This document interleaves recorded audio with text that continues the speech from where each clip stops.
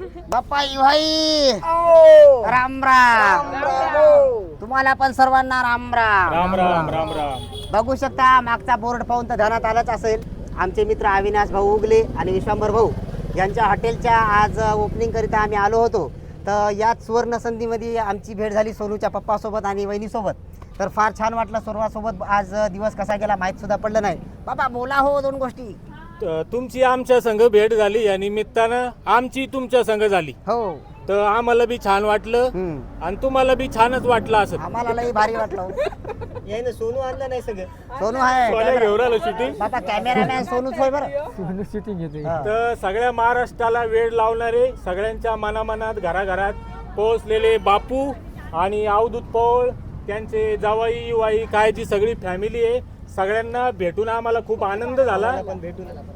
धन्यवाद. धन्यवाद बाई. माझ्या वहिनीचे आभार मान आज भेट झाली म्हणून. खूप आभार वहिनी भेटल्या होत्या. बाबा असं सहकार्य राहू दे आमच्या खानदानावर. बाबा मी खानदान बापू तेवढं हॉटेलला सांगा ना.